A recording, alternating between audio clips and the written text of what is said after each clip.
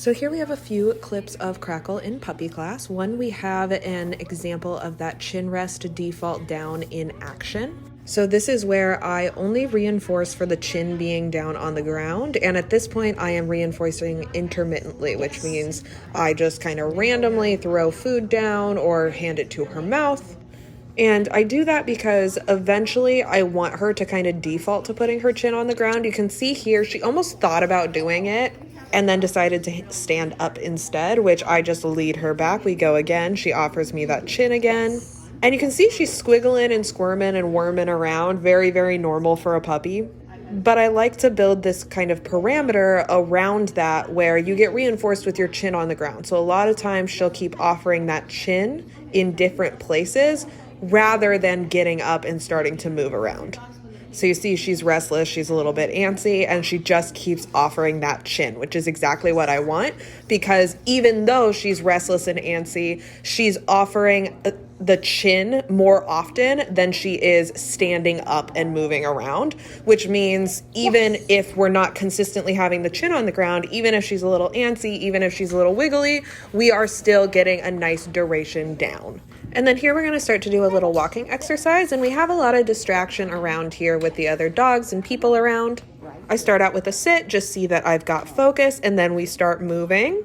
And at this age, her going out to the end of the leash isn't a big deal. I've got her on a slip lead with a stopper that's just easiest. I don't have a harness that fits her, and she's growing at such a fast rate. I don't really want to buy one. So I'm using this slip lead with a stopper, which basically turns it into a collar, a flat collar. And you'll see like right there, this is about 10 feet of slip lead. It's a pretty long one. And so I hold it kind of at the midpoint. And then if she moves off to sniff something, I let out that extra length and move away from her. And that momentum of moving away from her often actually prompts her to come back in. So by giving her more leash when she leaves me, a lot of times that actually gets her attention and her focus and brings her back into me.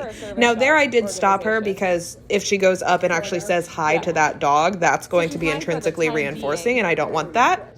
But I just stopped her, and then I wait for her to come back, and I reinforce that, and we try staying stationary for a minute, because what I don't want is for her to then we start moving and immediately she goes back to that dog. Stationary is going to be easier when handling distractions for most dogs if they are positive distractions, so things that they want to go see as opposed to things that they are scared of. Moving is typically easier if the dog is scared, and staying stationary is typically easier if the dog really wants the thing. And she is not scared of this other dog, she really wants to say hi. So after some stationary, I bring her back beside me. She does this enthusiastic little jump, which is really super cute.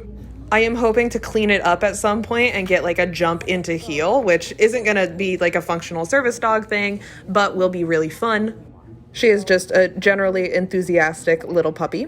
And then again, I kind of fold the leash in half or maybe take about a quarter of it so that I have a little less length there, which gives me length to let out if she moves out in front of me or if she goes to pull at all. I like to have a little bit of length to do kind of a slow stop. So again, right there, I let out the extra length and then use that to move backwards a little bit to encourage her to come back into me.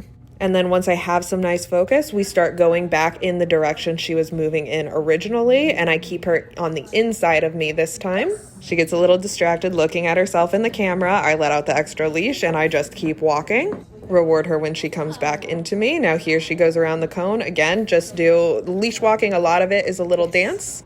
And so a lot of it has to do with how I'm moving my body as well to kind of encourage her to stay with me, not get tangled around things, stuff like that. And then here I go into work on a down, and that she is struggling with a little bit. I'm trying to use my hand target. So this is something we've taught at home of she targets her nose to my hand, and then a lot of times she'll go into the down. She does that pretty consistently at home, but she's struggling with it here. And I'm not sure if it's that she doesn't understand the cue or if she is too excited in this space. She doesn't seem nervous at all to me. And I'm thinking it's probably that she doesn't understand the cue in this space, because when we're just capturing the down, she does it really well. So when I'm bending over her, that kind of gets her all amped up. So I just go into actually petting her here. because she seems a little confused and frustrated, and I think she just doesn't understand. So I go into petting her, and then I go in and I actually just kind of capture the down, and that's when we start to get this. So I went in and did exactly essentially what I was doing when I was sitting in the chair in the beginning of the video, where I just stood there until she was offering that down, and then this is what I got. Crackle. And so I started working on moving around a little bit. So when she gets up, I just go back and reset her. She does tend to default into the sit, so there's that hand target again, and she targets my hand, but then doesn't go down immediately, but then kind of goes, oh, okay, I remember, and goes into that down position. So she still is a little baby. It totally makes sense that she doesn't quite understand the difference between sit and down here. And so here we're working a little bit on our stay, and you'll see her crawl forward just a little bit, and I wait until she stops and then go in and reward her, because I actually love that she tried to move forward and then decided, okay, no, I'm going to stay. I know I'm supposed to stay. So I'm going to reinforce that. If it were happening frequently, where more and more she was inching forward like that, I would certainly go in and not reinforce that, but also go in and structure my sessions in order to prevent it, or at least discourage it.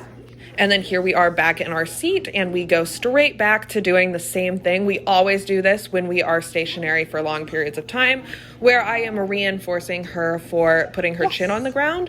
And I also reinforce if I see her looking at a distraction that I think is particularly tough. And in that case, her sitting there and watching that other dog get a treat was particularly tough.